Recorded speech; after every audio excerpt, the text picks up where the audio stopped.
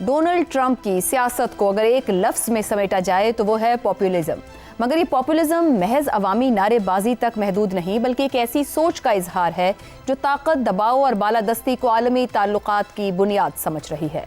Trump की सियासी फिक्र में बैनुल अक़वामी क़वानीन, इदारे और दहाइयों पर मुहित सिफारती उसूल सानवी हैसियत रखते हैं, जबकि अपनी ही दानिस्त में तसव्वुर किए कौमी मफाद को ताकत के जरिए मनवाना अव्वलीन हदफ है। यही वो सोच है जो आज के आलमी निज़ाम यानी वर्ल्ड ऑर्डर के मुस्तकबिल पर एक संजीदा सवाल खड़ा कर रही है। ट्रंप अपने बयानात से तासुर दे रहे हैं कि रियासतें कोई अखलाकी या कानूनी वहदत नहीं, बल्कि सौदेबाजी की इकाइयाँ हैं।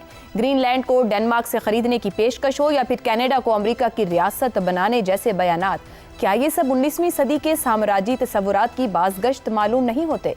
इसी सोच का अमली इजहार इस साल के आगाज में वेनेजुएला में कार्रवाई और फिर ईरान के खिलाफ सख्त पाबंदियों, ईरान से तेल लेने वाले ममालिक पर ज्यादा टैरिफ के ऐलानात और खुलेआम रजीम चेंज के इशारों में नजर आता है।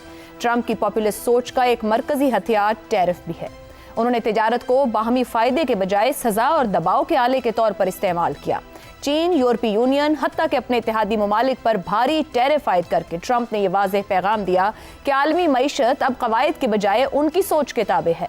इसी तनाजुर में ब्रिक्स इत्तेहाद को दी जाने वाली धमकियां भी अहम हैं, जहां ट्रंप खुले लफ्जों में मुतबादिल माशी ब्लॉक बनाने की कोशिशों को शदीद नापसंद कर रहे हैं।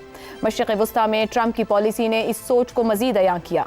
गुज़िश्ता साल गजा में इजरायली वज़ीर आज़म नेतन्याहू की जानिब से होने वाली तबाहकुन जंग बल्कि नस्ल कुशी के दौरान ट्रंप की सियासी, अस्करी और सिफारती हिमायत ने आलमी ज़मीर को हिला कर रख दिया। इसी तरह ईरान पर इजरायली हमलों को जिस अंदाज में अमरीकी पुष्ट पनाही हासिल रही, उसने ये साबित किया कि ट्रंप के नज़दीक ताकत ही असल उसूल है। ऐसे में अगर ग्रीनलैंड के मामले पर यूरोप खुलकर अमेरिका के सामने आ खड़ा होता है और चीन और रूस इन ममालिक की हिमायत करते हैं जो अमेरिकी बालादस्ती को चैलेंज करना चाहते हैं, तो क्या ये एक नए आलमी इत्तेहाद की बुनियाद बन सकता है?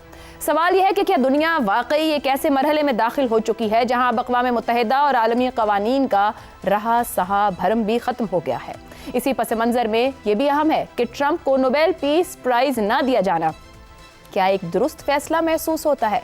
Theodore Roosevelt, Woodrow Wilson, Jimmy Carter और बराक ओबामा को यह एजाज़ इसलिए मिला कि उन्होंने आलमी निज़ाम को मुस्तहकम करने, इदारा जाती ताउन को फ़रोग़ देने और तसादुम के बजाय मुकालमे की राह अपनाने की कोशिश की।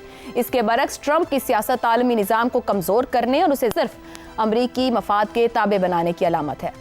आखिर में सबसे बड़ा सवाल यह है कि जब ट्रंप के इक़्तिदार को भी 3 साल मजीद बाकी हैं, तो क्या दुनिया उनके दौर में किसी नए वर्ल्ड ऑर्डर में दाखिल होने जा रही है या महज ताकत के एक आर्जी मुजाहरे का ये सब कुछ साबित होगा?